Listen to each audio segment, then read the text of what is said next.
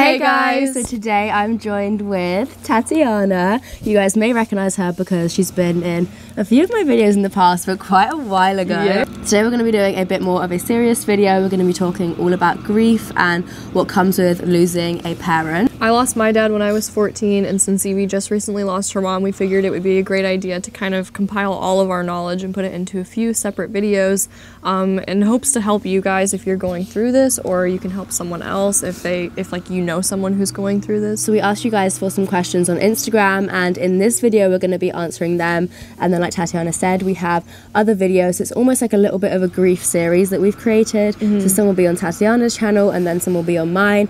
All of the links will be down below. Grief is never ending. I think sometimes people have the perception that you get over the loss of a loved one. The truth is that you will never get over the loss of a loved one, but you will learn how to live without them. Wow!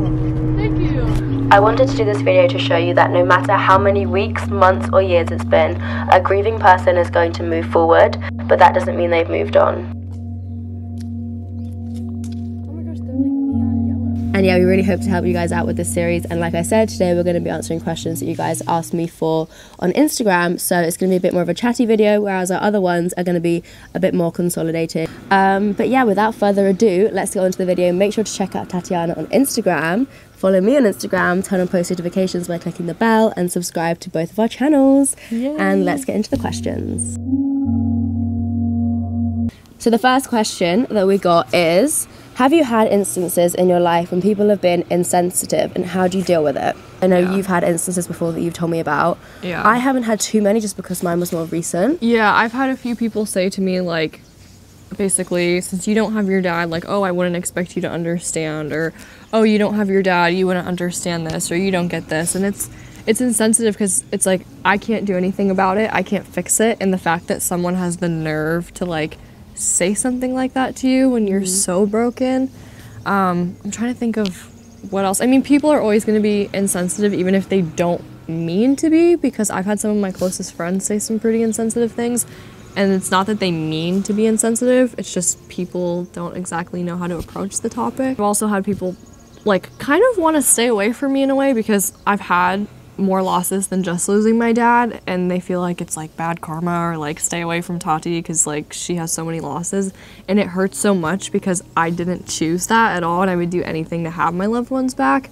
So it sucks when people think that there's like they need to stay away from me because it might like rub off on them, because that's not the case. Yeah, and how would we advise someone to deal with that? It's difficult. I mean, when it's online, I feel like you just have to sort of depersonalize yourself from it for a second and say, this person doesn't know me, they don't know my situation, because you only share a bit of, when you lose someone, I mean for us anyway, we didn't put it all out online and everything, and there's so many details that we've kept to ourselves. Yeah. So I think you just have to remember that they don't know the whole story, and they might not even know what grief feels like. They might have never experienced that in their life, so why would they understand it? And therefore what they're saying is just invalid because they've never felt what it feels like to lose a loved one before. I think also there's like different levels of being insensitive. Like some people might say, I know how you feel, or say something like that where it's insensitive, but that's how they're trying to relate to you. So a lot of times it can come from the goodness of someone's heart, but there are definitely other times where it's just downright mean. And in a way, it's kind of helpful to hear who's going to say that and who's not, because you really find out like who's really there for you and what people think of you in a way. So. But yeah, what you were saying about when people say, I know how you feel, like that used to really bother me, and I was like, don't say that, like why would you say that? It's so annoying. Because obviously you don't, and like even I don't know how you feel, you don't know how I feel, because everyone grieves differently, and grief is it's just so different, like you would never actually fully understand. Like I can sort of get an understanding of how you feel. We can relate to each other, but neither of us know exactly how each other feel, but we're trying our best to be able to help each other and put ourselves in each other's shoes, which we are, but we're not. It's different. So. Yeah.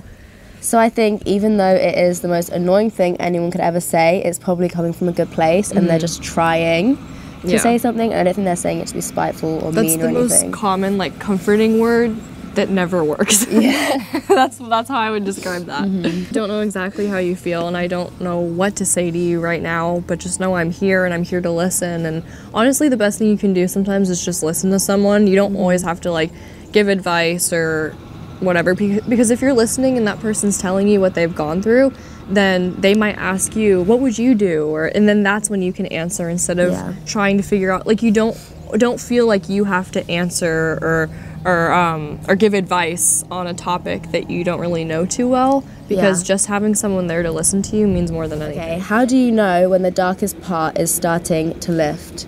Does that make sense, that question? I don't really know. Yeah. How do you know when it's sort of getting better? I mean, you can definitely feel it within yourself. I feel like if you're having a funeral or something, probably after that, it's not that the pain gets less painful, it's just you start, like you said to me once, it's spaced out more. Yeah, but you start to create your new normal and get back into a routine. But I feel like before the funeral, you're just organising everything and you're not really, it's all just a bit hectic, and you're getting messages and cards, and it's overwhelming. And I think also, like, the first few days after losing someone, those are the worst, and those days you feel like, how could I go on? I can't even function, I don't even know what to think. But like after a week or however long, until like stuff just settles down, that's when it feels like the clouds are starting to lift. Like once funerals are done, once you're done responding to everyone and you can just finally like move on with your life, that's when I think everything gets a little more lighthearted, because you get used to your new normal and you just kind of learn how to live in this new normal. And also, I think you once told me the whole thing about the waves. So within the first few days after my mum passed, and even when she was in hospital, the waves are so close together. Like I don't remember a moment where I wasn't just hysterical. But then after a while they sort of spread out, and they're still intense when they hit you, but they definitely spread out more, and you really appreciate the moments where you're not feeling that overwhelmed and upset.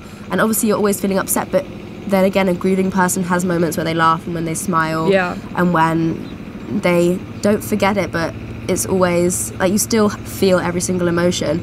But I feel like within the first few days I definitely wasn't laughing at all, but then you slowly can start to laugh again and reminisce in memories and smile about that stuff. And it's like, I always say, like, your good moments, don't ever beat yourself up for having good moments, because those are literally building up your energy for your low moments. And even, it's been almost 4 years since I lost my dad, and like now I still have moments. Like in the beginning, my moments used to be daily, where I would just like start crying and like felt like I couldn't move forward. And then like it kind of went to like once a week it would happen, and now I feel that maybe once a month or once every 2 months. So it does space out, but they're going to continue for the rest of your life. It's just, it gets easier to manage, and you get better at knowing how to respond to them. It's so weird, because these are the things that you would normally text me. I know. So hearing your voice say it, it's like so much more powerful. It's crazy. Yeah, dealing with expectations of being over it. It's been 6 months, but it still feels just as raw. I think this one's going to be, we're going to cover this one in one of my videos, because like Tati said, she lost her dad about 4 years ago, and for me it was almost 4 months for my mum now. We're doing a video to sort of show that you don't get over the loss of a loved one, you learn to deal with it, and it just shows that you grieve forever. If that makes sense? You'll never just wake up and like be over it, but you'll wake up eventually and just feel like, I can handle this, it's gonna be okay. And like just knowing that you feel okay is the best feeling ever, because like you don't put this expectation that you're gonna wake up one day and you're gonna be so happy and everything's gonna be fine. Like eventually that will happen, but just appreciate when you feel okay, because it means like you're healing. So I don't think there should be a time limit kind of put on that. It depends on the person, the personality, the loss, like how you're dealing with it.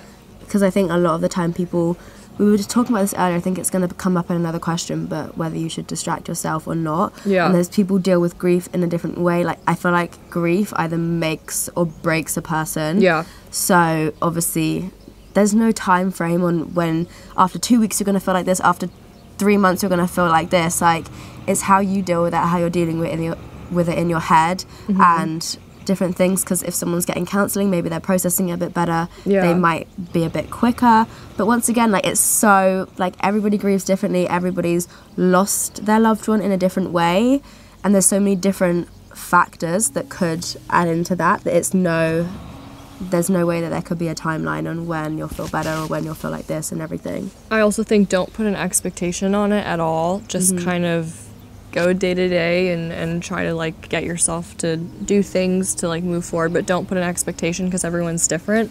I just don't put expectation on it. Give yourself time. The next one is, any advice for flashbacks of watching a parent pass away? So like my dad was sick, but we didn't necessarily know it because my parents were divorced, so like he lived on his own and he kind of just like started pushing us away towards the end. But I knew from like 6 years old, I would always tell my mom, like, Dad's not gonna meet my kids one day, like Dad's never gonna be there to walk me down the aisle. Like, I knew from a very young age that he wasn't okay. And right before he passed, he was really sick, and I was actually coming to Spain, and like I knew he needed to go to the doctor, and I begged him to, and he didn't. Like he thought he had cancer, but it turned out being something else. It's like a long story, but basically he never ended up going to the doctor. Watching your parent like deteriorate, and there's nothing you can do to stop it. And like, I think in Evie's case and in mine, it's different a little bit, because if my dad went to the doctor, his problems could have been reversed in a way, and he would have still lived. So like, it's so difficult watching someone you love deteriorate so much. And like, what was the question again? Any advice for flashbacks? I mean, even if it's not flashbacks of watching your parent pass away, you're probably getting flashbacks from when you found out and the days after that. Yeah. Because, like, there's so many. So for example, with that, stick in your head, like your brain is gonna subconsciously process what you're going through. Like when you're sleeping, you're gonna have moments where you like freak out and you don't even know why you are, because your brain's always trying to like process. It's traumatic losing someone. And I noticed that with my dad, since I was here when I found out that he passed, I never had the closure of like seeing him right before. So sometimes to this day, I feel like he could just walk back in the door because it doesn't feel real all the time. But like, I have all these flashback moments of like, what if like I was there, I would have been able to save him, like what. So I guess that kind of ties into like, I wish I did more, or have these flashbacks of like kind of beating yourself up in a way about like not, I don't know, that's how my flashbacks are. Like, yeah, I beat myself up for not being there, although I was. And like in my situation, it was my brother's birthday. Like, my dad passed the day before my brother's birthday, and then we found out the day after his birthday, because like he didn't call on my brother's birthday, so we knew something was wrong. But like, I had to wait 6 or 8 hours for someone to go to his house, and the waiting is the worst bit. Yeah, and in that, like, that was the worst for me, because like just not knowing, like, although you don't want the answer that like Evie and I both got with that phone call, it's just like, okay, the waiting's done, we can move forward in some form of way now. Yeah. But with it's him, almost worse before, because in your head you're like, it's not going to happen, it can't happen. Yeah. Because you can't imagine losing that person. So Exactly. it's like, it's not going to happen, it's not going to happen. But then in your head, you know it's going to happen. like with my mom, I told her, because she was waiting to get the phone call back to see if he was going to be okay, and like, I told my mom, I can't handle you telling me that he's not okay. So I don't know how you're going to tell me, but like, it was just weird. Like, I mean, how is she going to tell me other than like flat out telling me? But I like couldn't handle it. And I remember I was like standing in the living room, and then she was on the phone, and I overheard her like crying to my dad's sister saying, I'm so sorry. But in that moment, I didn't really react. I remember I was standing there, and I literally like, I just took a deep breath. I breathed out. I walked into the living room, and I told my family like what had happened, and my brother didn't know. So it's like, that all goes in slow motion. Was that when you told your brother? We told my brother the next day, because my mom and I like were a disaster. And I remember like, it took me 5 minutes for it to like register before I started crying. I remember just like, I stood there kind of just like. Did you find it hard to say the words for a while?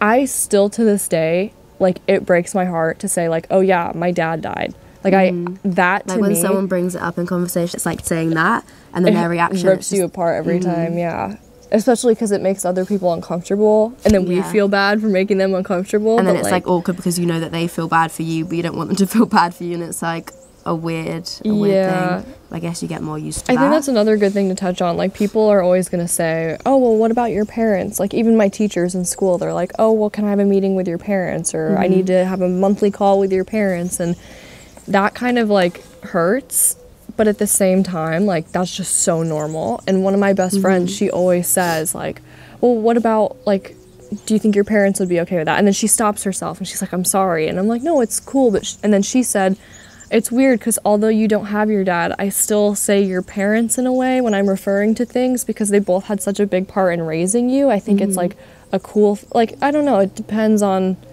A lot of the time I catch myself saying parents still. Yeah, I do too. Because they still are sort of raising you in a way, because Yeah. your dad's still with you. Yeah. So I feel like it's not, but it only makes it weird when people react, or like if they accidentally say mum, you can tell that they like freak out internally, and they're like, please just treat me normally. Yeah.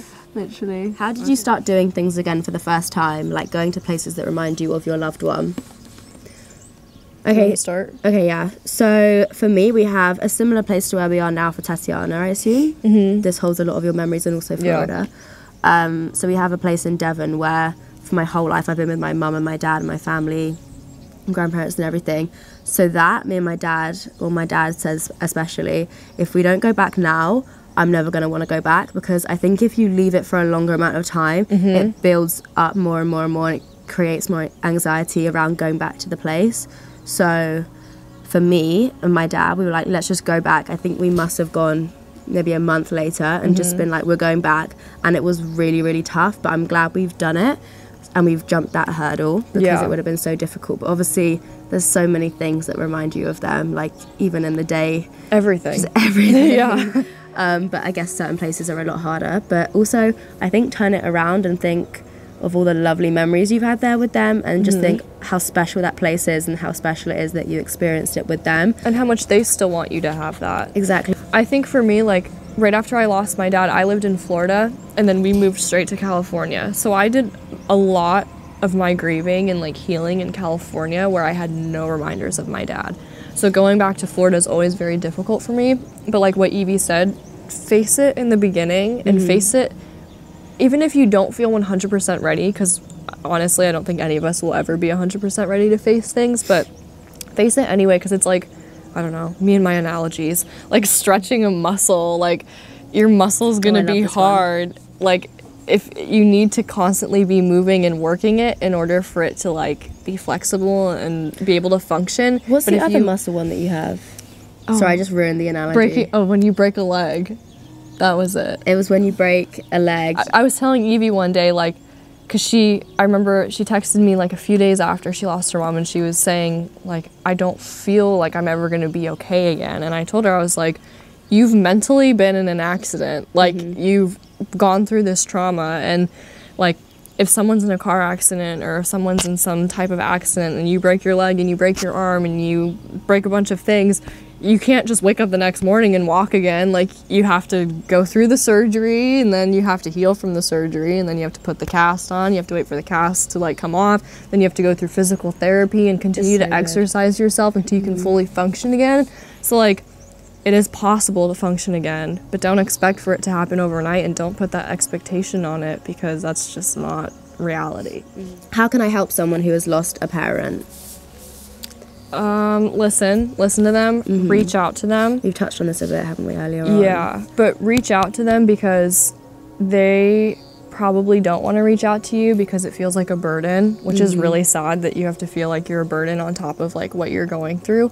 But reach out to them later after their parent passed. Like, obviously reach out in the beginning, but it is very overwhelming at the beginning though. Yeah. So I think almost don't put too much pressure on in the beginning. I think my biggest tip, like with this, would be my dad's like best friend and roommate, like in college. He calls me every year on my dad's birthday, and to me, like, I look forward to my dad's birthdays now. And he's not like, he doesn't call me and is like, oh, I'm so sorry, I wish you had your dad. He's like, all right, time for another year where I tell you a story about your dad. And like, just reaching out to someone and remembering like the birthdays and the holidays and all of that means so much, because in the beginning, like, I feel like everyone swarms to us where we're so overwhelmed, and a lot of the time, and then they fade away like 2 weeks later, like we're healed and we're fine. And like, it's been almost 4 years for me and I'm not fine. Like, you're never gonna be like fine. So I think just honestly figuring out when a loved one's birthday is, and just setting that reminder on your phone and sending them a text. Or if you were also kind of close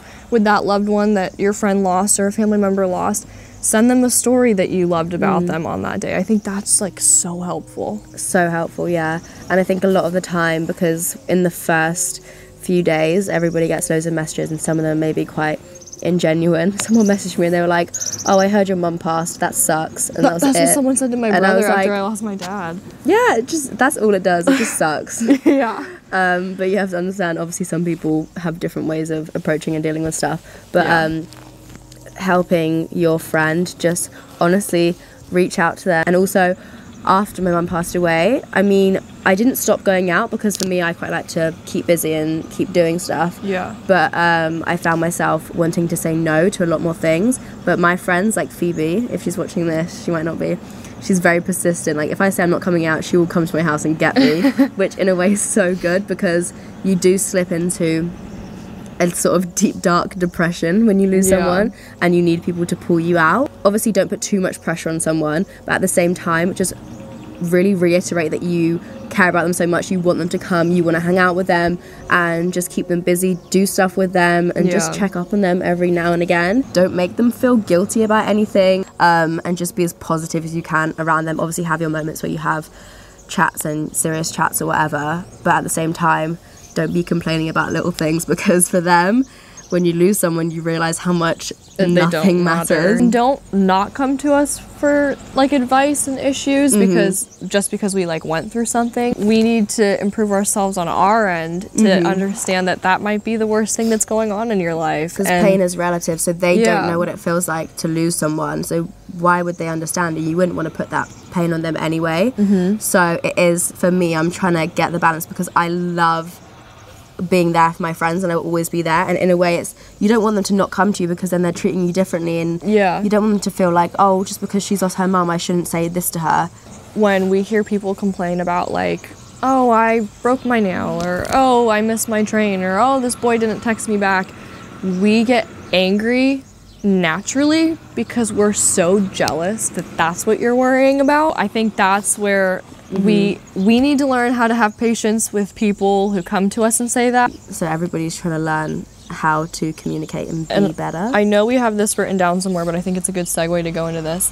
It's like jealousy with people who have their parents, or people who have their grandparents, or like whoever you're missing. It's so easy to look at someone. Like, I remember I watched my neighbor go to the father-daughter dance, and like she got all dressed up with her dad, and I was standing there and I was like, oh, I'm so happy for you, but I hate you. And like that's obviously mean, but like that's just a normal feeling you have. And like, you don't hate the person, you hate that they have what you don't, but at the same time you're happy for them, and like that's a real struggle in the beginning. And at the same time, like, I still have so much, but it's only human to get upset that a friend has like their parent when you don't. And also when people are disrespectful towards their parents, or don't treat their parents right. And of course, we've all been there where we've maybe like talked back to our parent, but because like Evie and I have gone through it, what we've gone through, it really puts things into like perspective.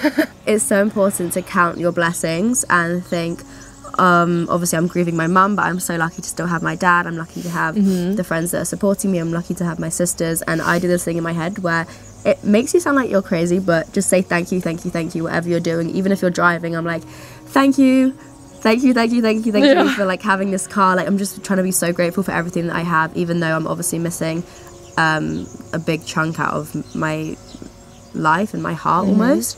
I still have all the other pieces, and I'm grateful for them. And it's really helpful in those like dark moments where you feel maybe like, oh, I can't go on, or I can't keep living like this, to count all of your blessings. Like, literally just make yourself sit there and say, thank you for running water, thank you for this house, thank you for my brother, thank you for my dog, thank you for like whatever it is. Because the more you train your brain to automatically think about what you still have and what you're still so blessed with, it really helps to like kind of boost you to realize, I'm okay, look at how much I have. Okay, somebody said, everyone says everything happens for a reason, but I genuinely can't think of any reason this could be for.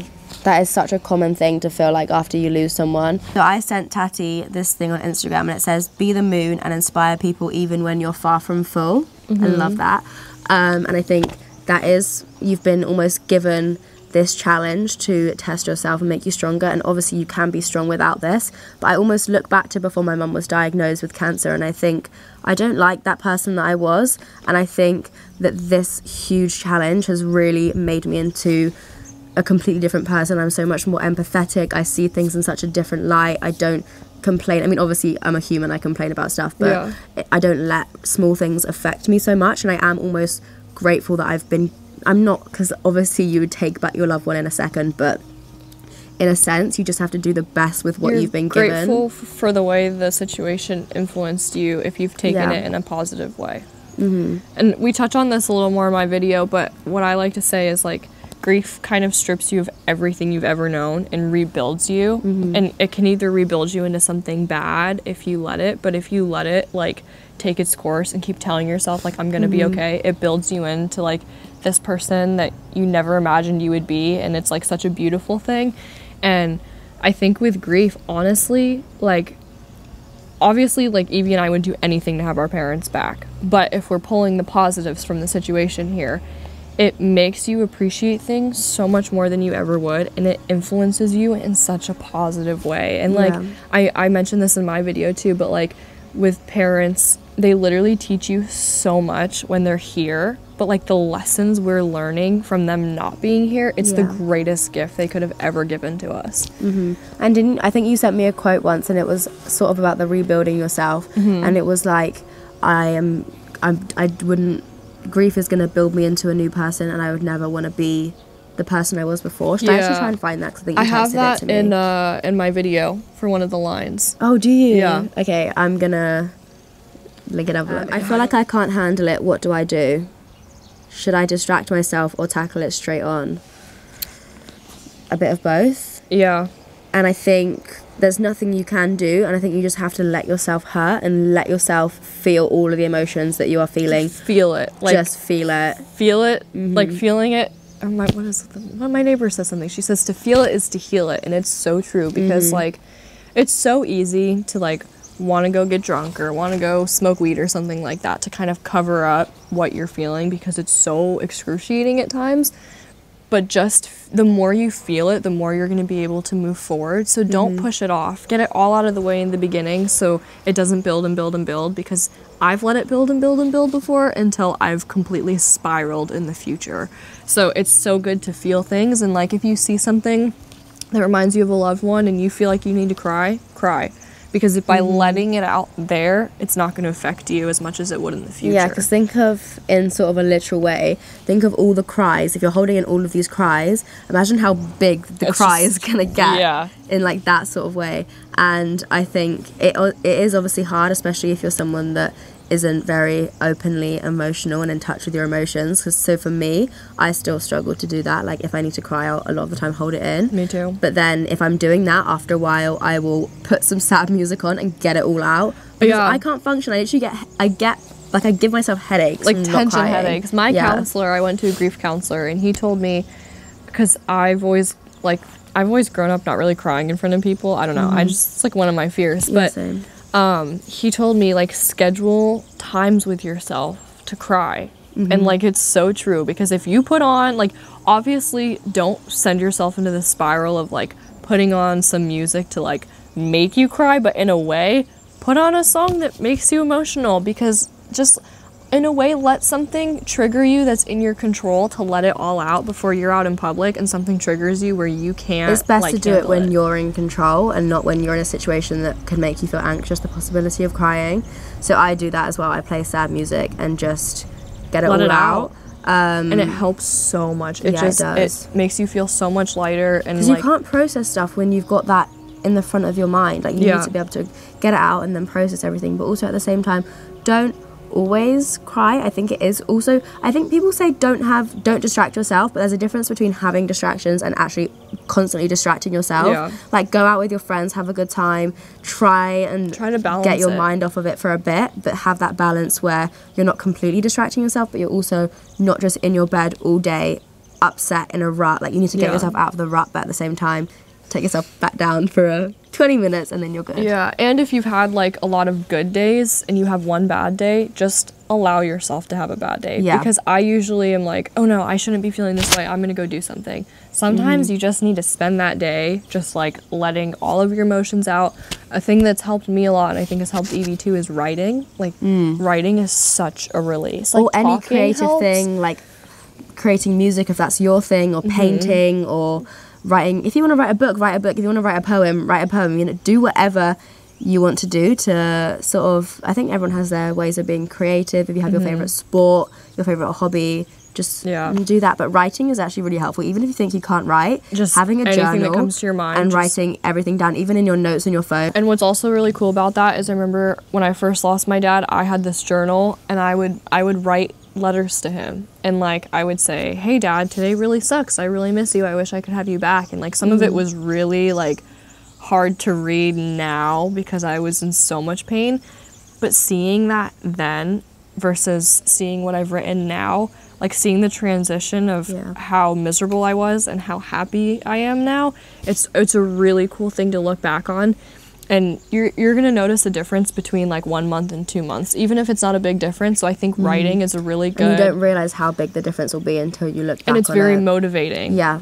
So. And also what you were saying about the bad days is when you have a bad day, embrace it, because the next day will be so much better and you'll be able to think more clearly, and you can only go up when you reach rock bottom. So in a way, I almost like my days where they're like my worst days, because something in me reminds me that tomorrow is going to be better, and tomorrow I'll be able to think clearer, and I'm going to wake up tomorrow, I'm going to go on a walk, and I'm going to feel so much better than I feel today. So I think walking too helps so much. Gosh. Just getting outside, even just getting oxygen to your brain, like it just does so much to help you process stuff, and you need to be processing stuff. It's so important that you're exercising, getting sleep, and eating the right things as well. Like I think a lot of the time, like for me, I sort of was like, fuck it, like my life is screwed, like I'm just gonna eat whatever I want. And I was like, I actually do need to be putting good stuff into my body, because my body needs every good thing it can right now. Yeah, because everything is linked. Like when you're I stopped eating for like days. I couldn't eat. I felt sick to my stomach. But it's like you have to take care of yourself. Yeah, because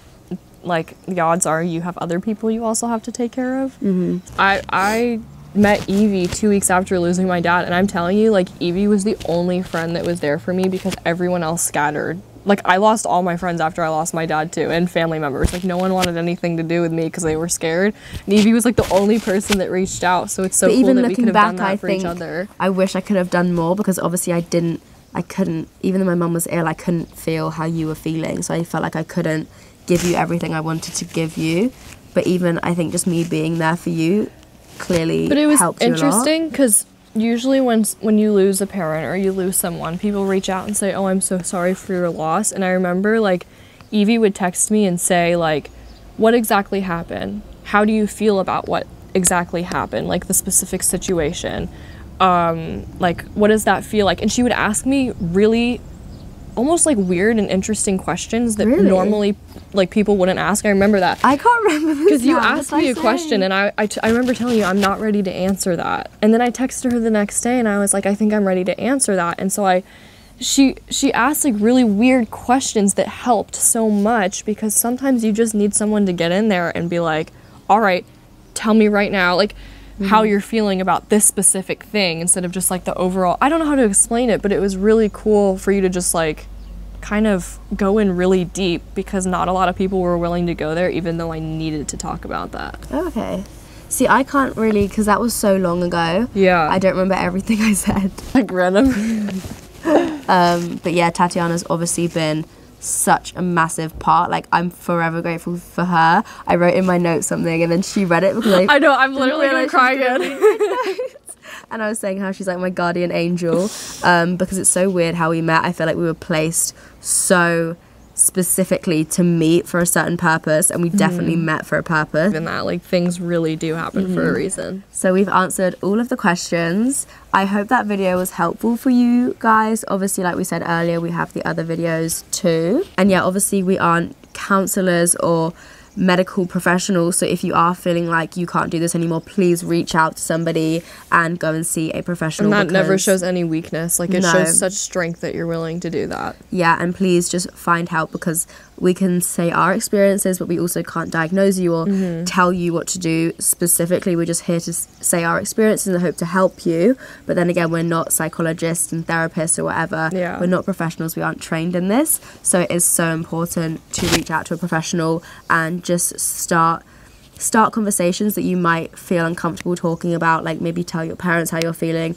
open up to somebody that you trust, and then find help, because I know it can be really daunting. Or I just think it's so important to reach out. And we really hope we helped you with this.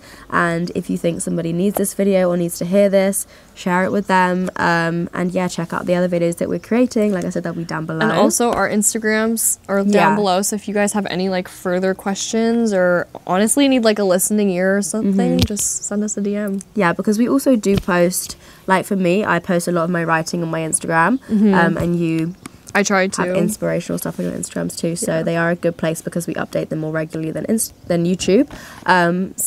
Subscribe to this channel, subscribe to Tatiana, turn on post notifications and hit the bell, and we will see you in our other videos. Bye guys.